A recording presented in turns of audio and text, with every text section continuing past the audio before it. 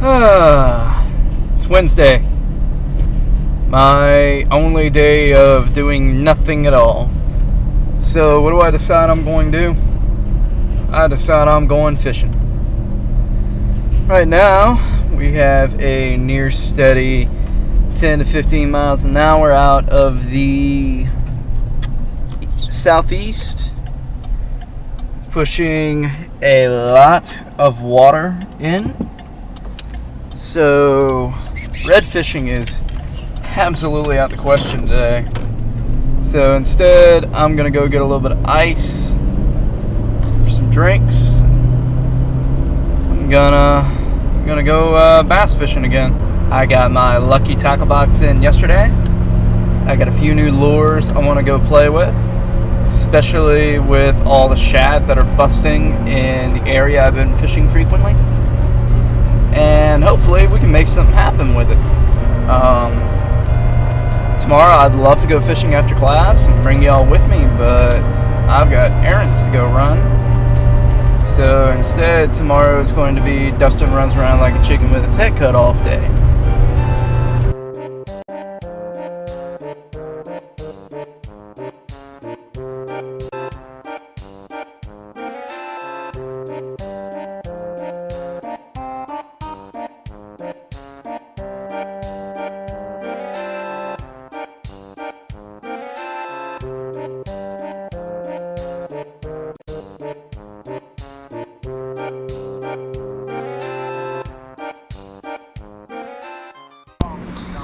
Whew,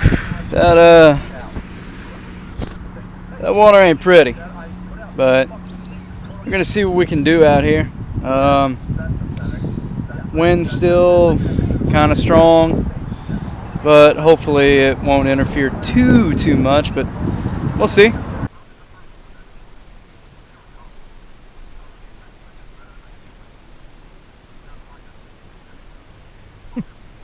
Catch of the day.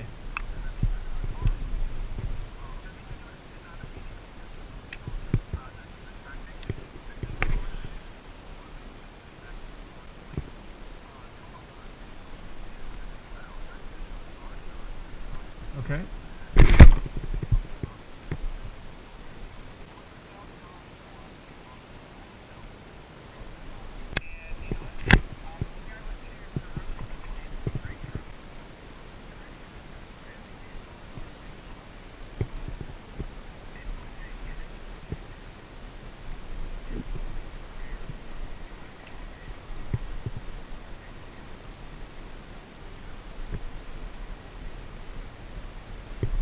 My first bass on a finesse worm.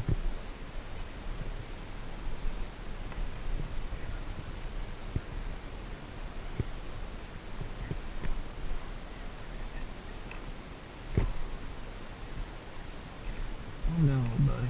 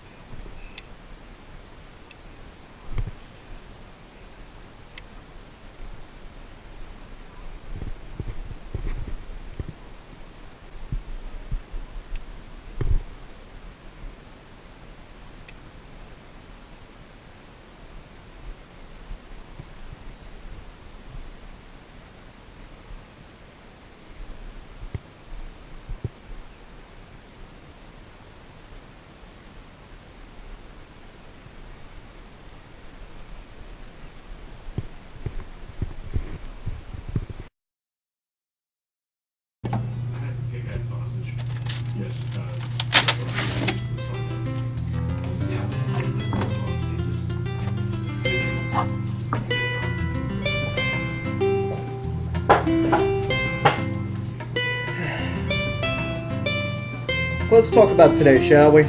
Today was a pretty good day, I would say. I consider 7 bites and 3 fish is a pretty good day for me, considering I'm not the best bass fisherman. We caught fish on 2 different baits today and missed fish on 3 different ones. We missed a fish on the Cabela's main eye popper. I really enjoy that popper. I like the action it has. I like the colors. I like the weights. The biggest fish of the day on a chartreuse and white spinnerbait with a single Colorado blade. My tandem setups have all been eaten by trees in the last couple of days, so I'm kind of limited on what I've got spinnerbait wise. But the coolest fish today was the warmouth, the caught largemouth, and the missed largemouth, or 2 that I had on the drop shot rig. I've never used drop shot before. I had never even thought to really use them until some of my coworkers at Cabela's recommended that I try them. So after I'm done eating this, then I'll get into my drop shot setup and how I'm planning on changing it once I get the money.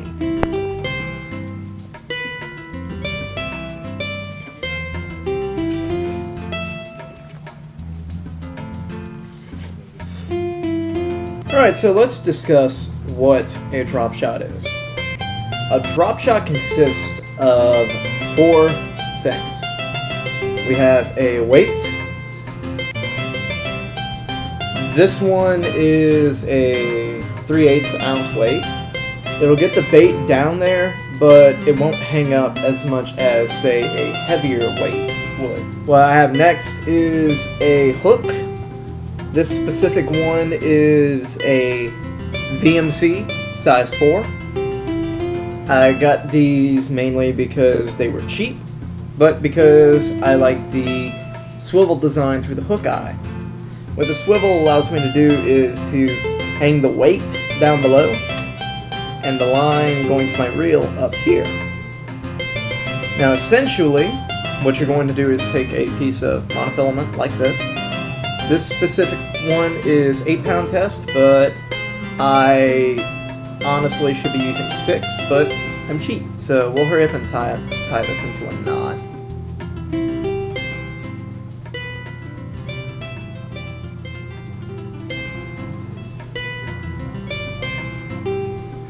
Okay, boom. We have this one tied to the top. Do not use your teeth to cut line. I'm doing this because I have done this since I was a kid and my teeth are already messed up. Don't mess up your teeth, or else one day you're going to be wearing dentures at 25. So with this hook facing up like this, we're going to tie a tag piece of line going through the bottom of this swivel. And what this line is going to go to is, it's going to go from the bottom of the hook to the weight.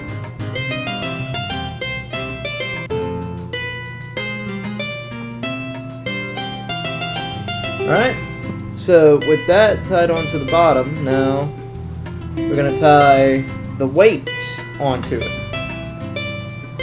Now your length is going to vary. It'll vary from about 1 foot to 3 feet depending on what kind of conditions you're fishing in.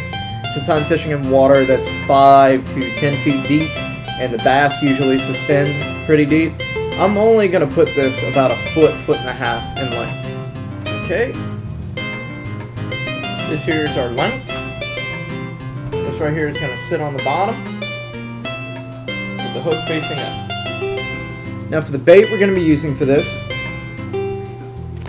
this is the Jackal Flick Shake.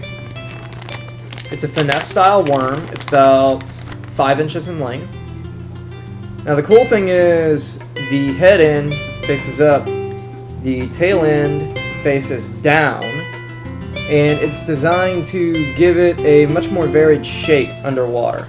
Now all we're going to do is just hook it right through the head. Push it up against, and boom, it'll stay suspended like this in the water column and it'll just move with the current with the action of your line. You can jerk it along the bottom. The important thing to remember is that you want a longer tag end than the depth you believe the fish are suspended at. No more than 6 inches to a foot longer than what you need, mainly because your line is going to be at a diagonal. The preferred rod for this kind of fishing is something in the medium light to medium action, usually about a 6/8 to 7.5 foot rod, depending on how far you want to cast and how long of a lever you want to fight the fish. Currently I'm using it on a medium heavy 7-foot setup, but that is because I don't have the money for the rod that is really needed. I definitely recommend a medium to a medium light fast action tip. The smaller diameter of the rod and the faster the action of the tip, the more sensitive it'll be, and you'll be able to detect every single little bite, from bass, small panfish. It's a presentation that will catch fish when others won't. It's very useful when fish are finicky, when fish are suspended deep and not biting nearly as hard, and it's also very useful in high pressured areas. Now if y'all excuse me, I am bone tired, I have school in the morning, and I have 2 cats that are battling it out right now, and I want front row seats to that. So, take it easy, go fishing, and have fun. See ya.